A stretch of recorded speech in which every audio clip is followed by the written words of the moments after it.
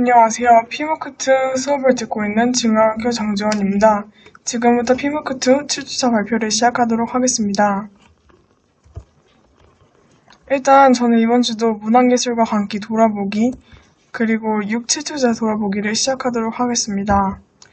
일단 6주차 아르티르 랭보의 광기와 창조의 동력에 대해 말씀을 드리도록 하겠습니다. 방랑의 시인이라는 별명을 가지고 있는 아르티르 랭보는 이렇게 세 가지 키워드로 주로 설명을 드릴 수 있는데요. 일단 방랑벽은 아르티르 랭보는 굉장한 방랑벽을 가지고 있었다고 합니다. 그러니까 그냥 떠나고 싶은 마음, 여행을 하고 싶은 마음에서 멈추는 것이 아니고 방랑벽이라고 부를 만큼의 정말 그런 마음, 그리고 그런 욕망, 그리고 떠나고 싶은 그런 욕구가 있었다고 합니다. 그리고 시인이자 탐험가가 두 번째 키워드인데요.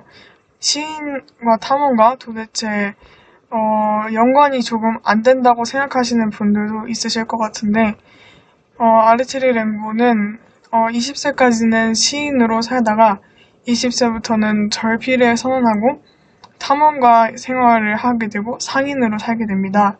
그래서 마지막 키워드인 아프리카로 떠나가서 그곳에서 상인으로 생활을 하게 되는데요. 일단 세상으로 멀리 나아가고 싶은 그런 마음을 시와 작품으로 표현을 했고 멀리 떠나고 자신의 존재를 온 세상에 알리고 싶었던 마음을 표현을 했다고 말합니다. 그리고 결국 그런 마음, 그런 방랑벽으로 결국 20세에 절필을 선언하고 아프리카로 떠나서 상인으로 살다가 세상을 떠났다고 합니다. 그 다음 7주차 버지니아 울프의 광기와 창조의 동력에 대해 말씀을 드리겠습니다. 버지니아 울프는 많이 들어보셨을 텐데요. 버지니아 울프에 대해 이렇게 모르셨던 부분들을 이번에 새롭게 알게 되실 수 있을 것입니다. 주변인들의 잇단 죽음으로 인해서 어릴 때부터 계속해서 정신분열 그리고 정신질환이 있었다고 하는데요. 많이 다들 버지니아 울프의 작품을 많이 알고 계시지 이렇게 작가의 어릴 적 생활 그리고 평생의 삶을 잘 모르실 것 같은데 그로 인해서 이렇게 정신질환과 어릴 때부터 매우 예민한 감수성을 가지고 있었다고 합니다. 일단 주변인들의 잇단 죽음과 그 당시 시대의 상황으로 전쟁으로 이렇게 어릴 때부터 매우 예민한 감수성을 가지고 있었다고 하고요.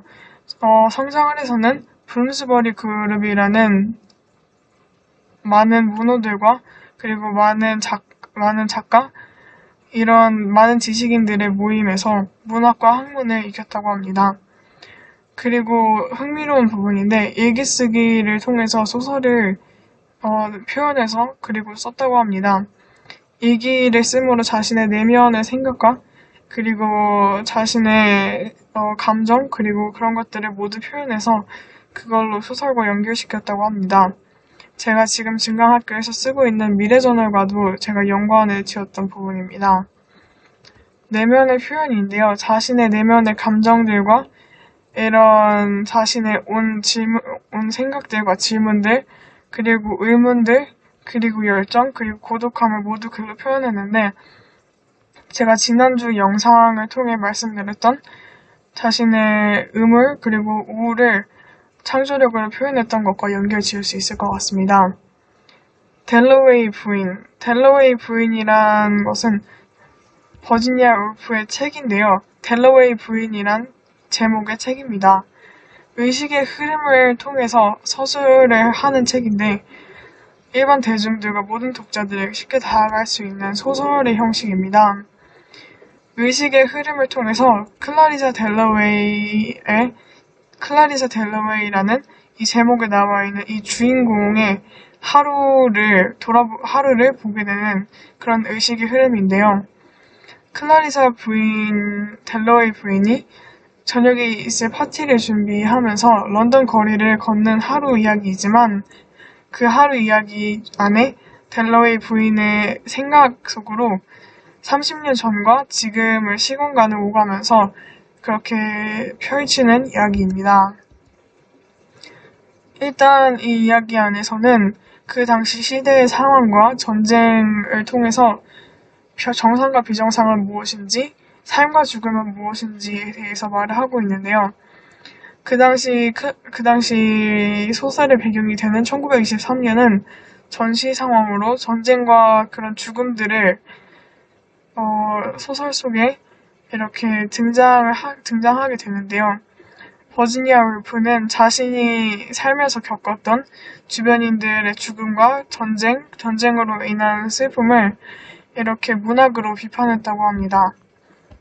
버지니아 울프도 이렇게 소설 속의 상황 그리고 등장인물들처럼 이렇게 마찬가지로 주변인들의 수많은 죽음과 이런 전쟁으로 인한 조국과 수많은 희생 그리고 매일 마주하는 삶과 죽음으로 이 자신의 아픔 그리고 자신의 고통을 이렇게 문학 작품으로 승화시켰다고 합니다. 버지니아 울프는 자기 자신을 가장 깊이 매순간 들여다보면서 자신이 보통 사람들보다 겪고 있는 내면의 병, 정신의 병을 돌이켜보고자 이렇게 풀어헤치고자 노력을 한 것이고 그 처절한 몸부림이 바로 문학 글쓰기, 그리고 문학과 철학이었다는 것, 그리고 창작이었다는 것을 오늘 제가 소개해드린 7주차 강좌 문학예술과 광기에서 함정인 교수님께서 말씀하고 계십니다.